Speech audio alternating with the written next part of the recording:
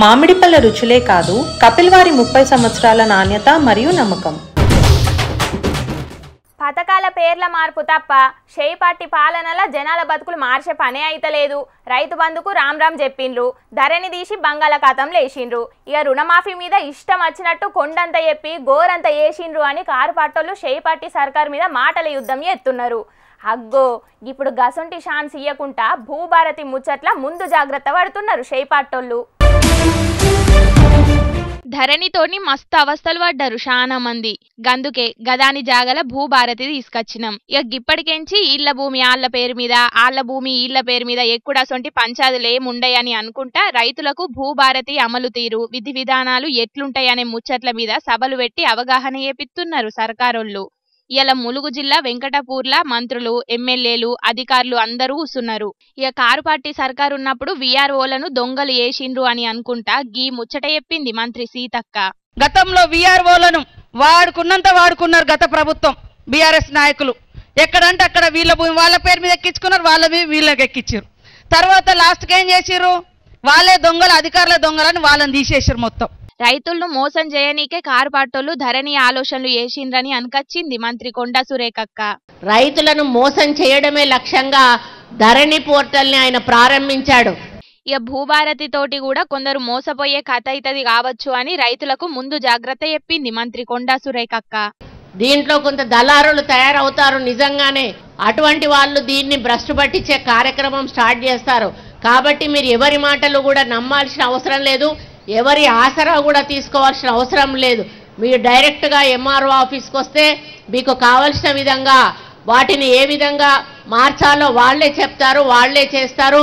మళ్ళీ మీ చేతికి మీ పట్టా పాస్ పుస్తకాన్ని ఇవ్వడం జరుగుతుంది అనే విషయాన్ని కూడా నేను ఈ సందర్భంగా విజ్ఞప్తి చేస్తా ఉన్నాను. అప్పుడు అసెంబ్లీలో భూభారతి బిల్లు పెట్టేటప్పుడైన పంచాయతీని యాద్ చేసుకున్నాడు మంత్రి పొంగులేటి సారు.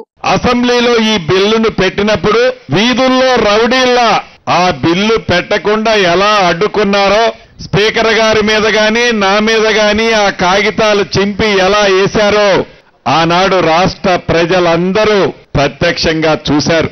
కారు పార్టీ కార్యకర్తల కోసమే రైతు బంధు పెట్టిండు కేసీఆర్ అని ఓ ఊరి ముచ్చట కూడా చెప్పుకొచ్చిండు మంత్రి సారు. ఇందాక చెప్పిన తిరుమలగిరి మండలంలో 2100 ఎకరాల భూమిని సర్వే చేస్తే 600 ఎకరాల భూమి ఆ పింక్ కలర్ షర్ట్ వేసుకున్న వాళ్ళకి భూమి అయితే ఉండదు, పాస్బుక్ ఉంటుంది. ఆ రైతు బంధు ఆ పింక్ కలర్ వాళ్ళ కోసము ఆనాటి దొరగారు పెట్టిన కార్యక్రమే అది. కారు పార్టీ సర్కారు ఉన్నప్పటి లెక్క కాకుండా ఇప్పుడు అంత ఫిరీనేనట అప్లికేషన్ కు, దానికి దీనికి. మీ గ్రామానికే మన రెవెన్యూ అధికారులు వస్తారు.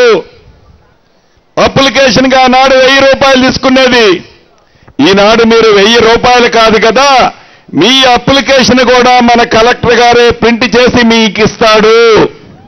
1 రూపాయి మీరు పెట్టాల్సిన అవసరం లేదు. ఇలా ఎలా అయితే సమ్మలు పెట్టామో ప్రతి రెవెన్యూ గ్రామానికి నా రెవెన్యూ అధికారులే వచ్చి కూర్చుంటారు, మీ సమస్యని శాశ్వతంగా పరిష్కరిస్తారు. ఇక గిసొంటి పంచాయతీలు ఏం లేకుండా ప్రతి ఊరికి రెవెన్యూ ఆఫీసర్లను కూడా పెడతారట. ఇక మరి ఇప్పటికెంచి ఎసొంటి పంచాయతీలు లేకుండా అయితేయో చూడాలి. మరి పేరేదైతేంది అని అనబట్టిండ్రు గీ ముచ్చట ఎరకైన రైతులు. ఇక మరి ధరణిలో చాలా తప్పులున్నాయని తీసేసి షేయి పార్టీలు భూభారతి తెచ్చినట్టు మళ్ళా కారు పార్టీలు కూడా అటెన్కాల భూభారతిలో మస్తు తూట్లున్నాయని మళ్ళా ధరణినే తెత్తరు కావచ్చు అని కూడా ముచ్చట్లు వినబడుతున్నాయి బయట. ఇక మరి చూడాలే ముంగట ఏమైతుందో.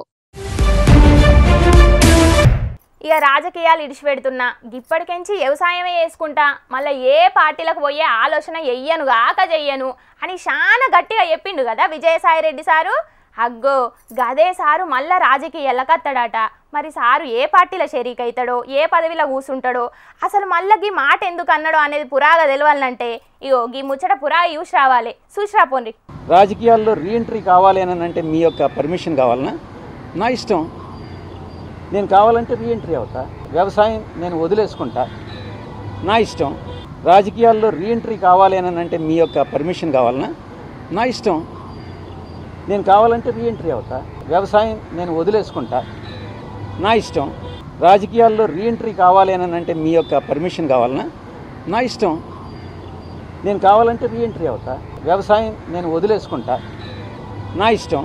మళ్ళీ రాజకీయాలకు రావాలంటే ఎవరి పర్మిషన్ తోటి నాకు పని ఏంది, ఎవరు ఏమనుకుంటే నాకేంది, నాకు రావాలనిపిస్తే మళ్ళీ వస్తా, రాజకీయాలు చేయాలనిపిస్తే మళ్ళీ చేస్తా అని కుండ బద్దలకు వచ్చిండు విజయసాయిరెడ్డి సారు. రాజకీయాలను విడిచిపెట్టి వ్యవసాయం చేసుకుంటా అని చెప్పిన ముచ్చట్ల అవసరమైతే వ్యవసాయం విడిచిపెట్టి మళ్ళీ రాజకీయాలకు వస్తా అని గట్టిగానే మాట్లాడిండు విజయసాయిరెడ్డి సారు. మరి సార్ అయితే పువ్వు పాటలు షరీక్ అవుతాడు అనే ముచ్చట్లు బాగానే నడుతున్నాయి బయట.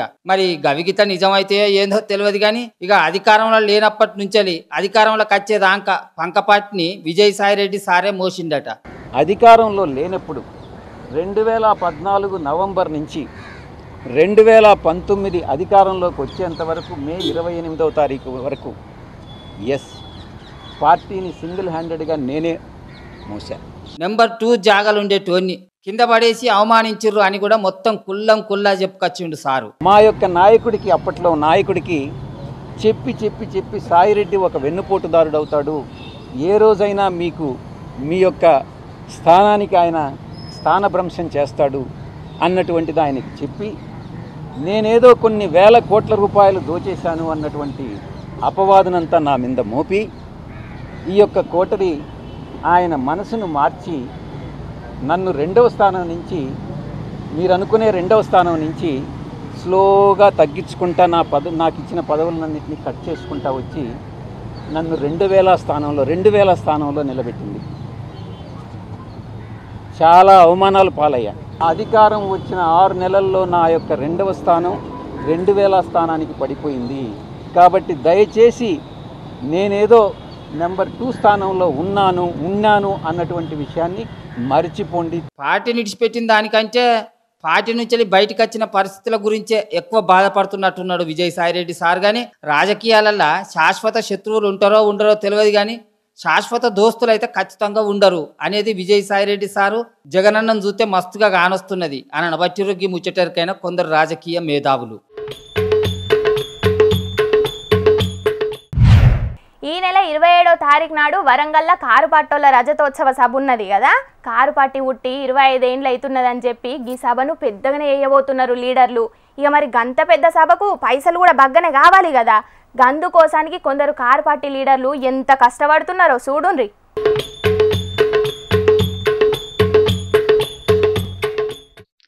ఆగో, నెత్తికి రుమాలు కట్టి మూట ముల్లెలు మొత్తున్న గీనెవలో గుర్తుపట్టిండ్రా అనుల్లా?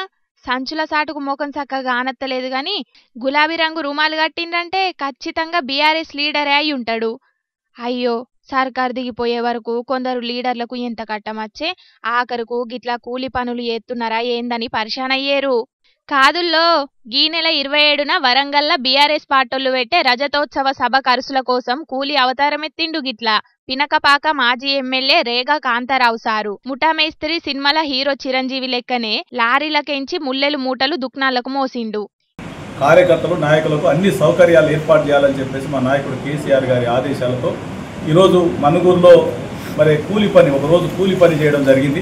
ఇన్నారు కదా, మీటింగ్ వచ్చే పార్టీ కార్యకర్తలకు లీడర్లకు ఎసొంటి తిప్పలు కాకుంటుండనీకి సౌలతులు మంచిగా చేయాలి కదా. ఇక సౌలతులు మంచిగా ఉండాలంటే ఖర్చులు కూడా బగ్గనే అవుతాయి కదా. గందుకే పైసలు సంపాదించనీకి ఆడున్న పార్టీ కార్యకర్తలతోని కలిసి ఒకరోజు గీతిరిగా కూలి అవతారం ఎత్తిండన్నట్టు మాజీ ఎమ్మెల్యే సారు.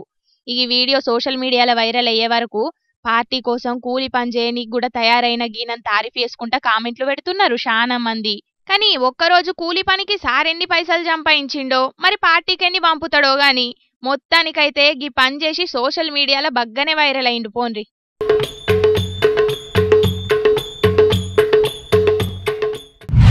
ఇక తాజా పంట సమర్పించు జోర్దార్ వార్తలల్లా మళ్ళొక చిన్న బ్రేక్.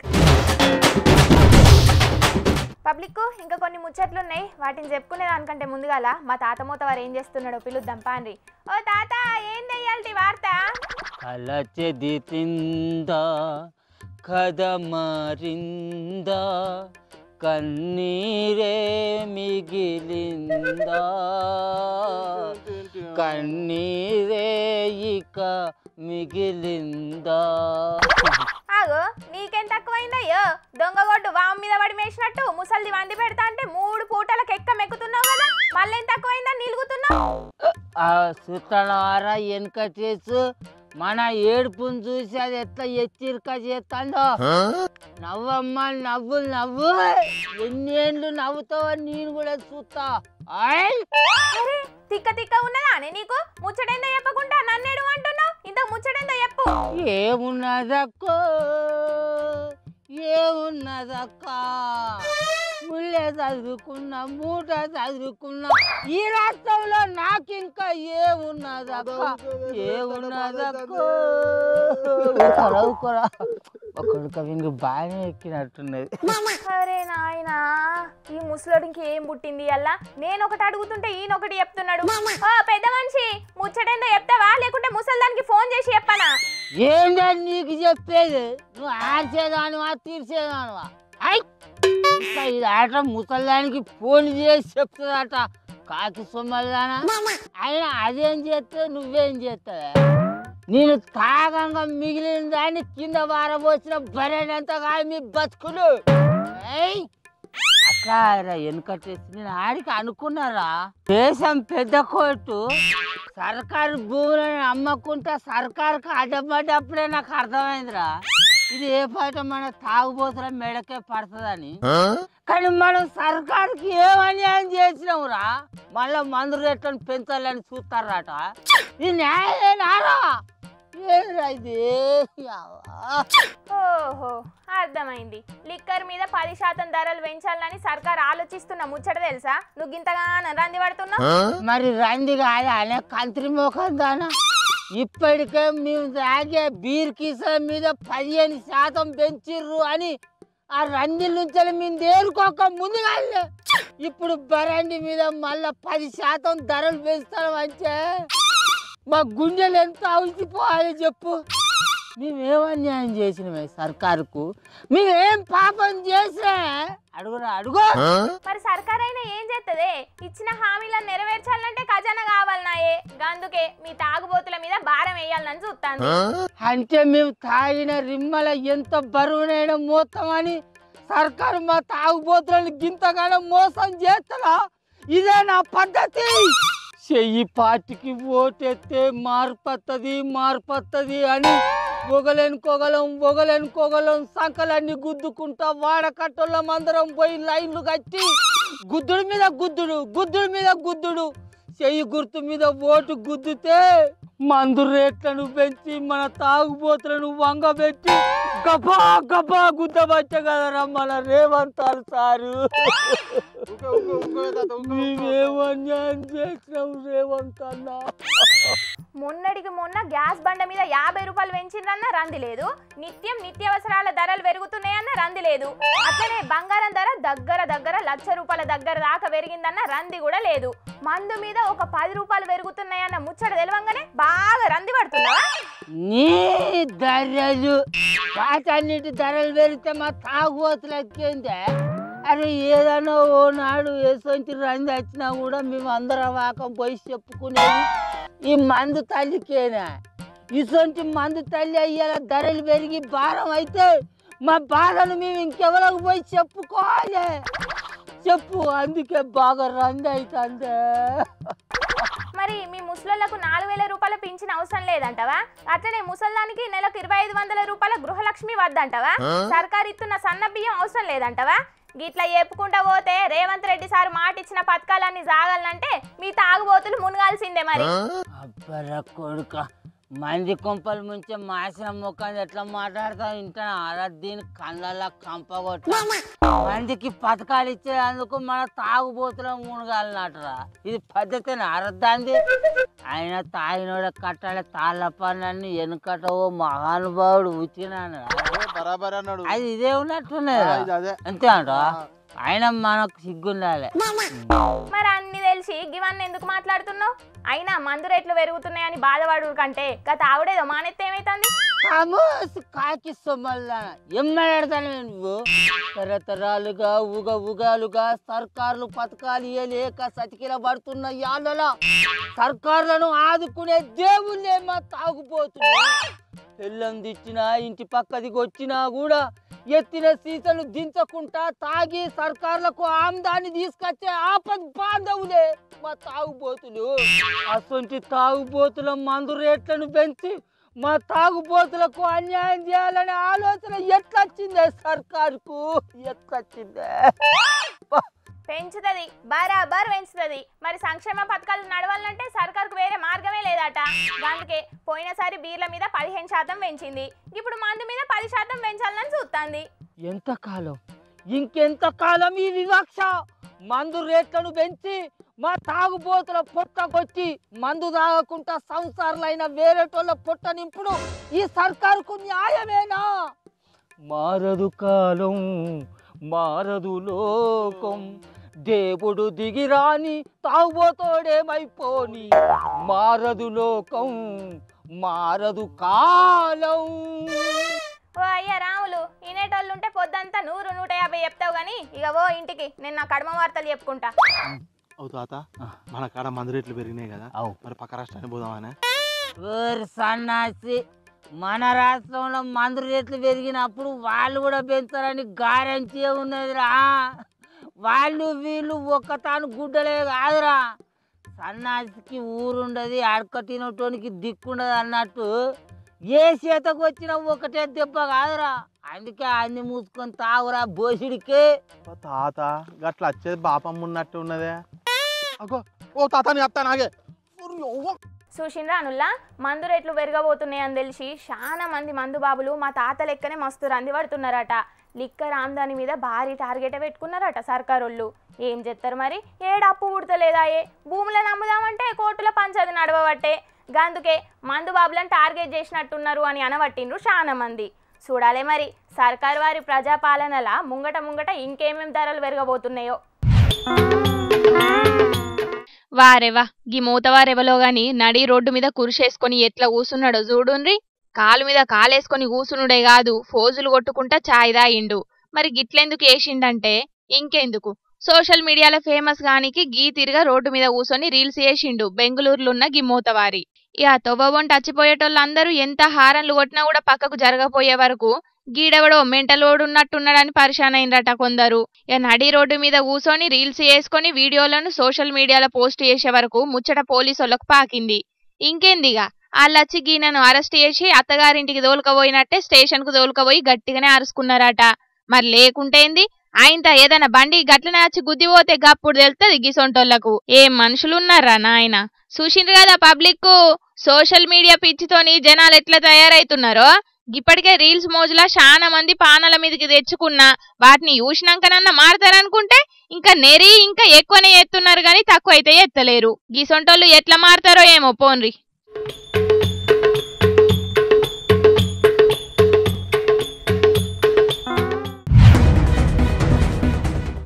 ఆగో, రోడ్డు మీద ఆగిపోయిన గీ స్కూల్ బస్సును చూసిండ్రా అనుల్లా. పాపం పిల్లగాండ్లతో ఎట్లా నెట్టిపిస్తున్నారో. ఒక పక్క మీదికెంచి ఎర్రటెండ సంపుతుంటే పాపం పిల్లగాండ్లను బస్సు దించి ఆగిపోయిన బస్సును గీ తిరగ నెట్టిపించిండు అండ్లున్న డ్రైవరు. విజయనగరం జిల్లా రాజం కాడున్న గీ బడోళ్ళు బస్సుకు దినాం గిదే పనాట. రోడ్డు మీద పోయేటప్పుడు ఏదో ప్రాబ్లం వచ్చి సడన్ గా ఆగిపోవుడు, ఇక అండ్లున్న పిల్లగాండ్లను దించి బండిని నెట్టిపిచ్చుడు, గిదే నడుస్తున్నదట. ఇక ఇదంతా ఆడున్న లెవెల్ వీడియో తీసి సోషల్ మీడియాలో పెట్టే వరకు ముచ్చట బయటపడ్డది. ఫీజుల పేరు మీద లక్షల కమాన పైసలు వసూలు చేసుడు ఎరికే గాని బస్సులు కండిషన్లో ఉన్నాయా లేవా అని చూసుకున్నాడు తెలియదా. అసలుకే పుస్తకాల సంచులను మోయనికి పిల్లగాండ్లు మస్తు అవస్థలు పడుతున్నారంటే ఇంకా మీదికెంచి గిసొంటి అల్క తక్కువ పనులు ఏపిస్తున్నారని గరమైతున్నారు వాళ్ళ అయ్యవ్వలు. గంతే కదా నుల్లా, చదువు సారెడు బలపాలు దోసడు అన్నట్టు చెప్పే చదువులు బల్లె సౌలతులు అయితే చక్కగా ఉండేవి గాని అడ్మిషన్ల పేరు మీద వేలు లక్షలైతే కమాయించుడు ఎరికే కొందరు బడోళ్లకు అని అనబట్టిండ్రు గిది యూత్తున్నోళ్ళు.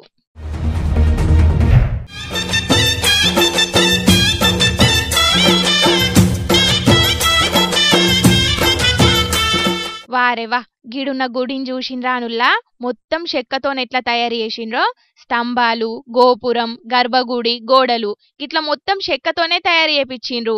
ఇక కట్టెల మీద దేవుళ్ళ బొమ్మలు, పశుపక్షాదుల బొమ్మలను ఎంత మంచిగా చెక్కిపిచ్చిండ్రో చూడుండ్రి. ఆదిలాబాద్ జిల్లా వాయిపేటల ఊరోళ్ళు కట్టిపిచ్చిండ్రు గీ గుడిని. మళ్ళా గీ గుడిని కట్టనీకి ఎసొంటి మిషన్లు వాడలేదట.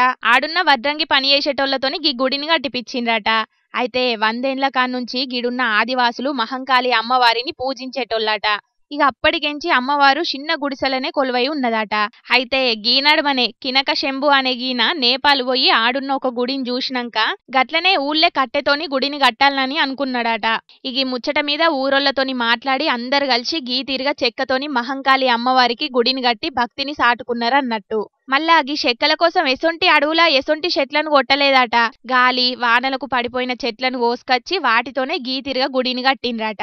కానీ ఇప్పుడున్న జమానాల గుళ్ళ పేరు మీద కోట్ల రూపాయలు ఖర్చు పెట్టి కడుతున్నారు. కానీ చెక్కలతోనే గుడిని గింత మంచిగా కట్టిండ్రంటే గిడున్నోళ్ళు నిజంగా చాలా గ్రేటే కదా. హా పబ్లిక్ తెచ్చిన కాడికి ముచ్చట్లన్నీ చెప్పేసిన ఎట్లున్నాయుల్లా మస్తు మస్తుగున్నాయిలే. ఇక ఇవుల్లా తాజా పంట సమర్పించు ఎల్టీ జోర్దార్ వార్తలు. మళ్ళొచ్చే జోర్దార్ వార్తలల్లా మస్తు జోర్దార్గా కలుసుకుందాం. అప్పటిదాకా చూస్తూనే ఉండుని హెచ్ఎం టీవీ. అట్లనే ఇంకెన్ని మంచి మంచి వార్తల కోసం హెచ్ఎం టీవీ యూట్యూబ్ ఛానల్ను తప్పకుండా సబ్స్క్రైబ్ చేసుకోండి. గిసొంటి ముచ్చట్లు ఆడ మస్తుగుంటాయిల్లా. అన్ని ముచ్చట్లు మీ దాకా చేరాలంటే తప్పకుండా గంట కొట్టుండ్రి, లైక్ చేయండి.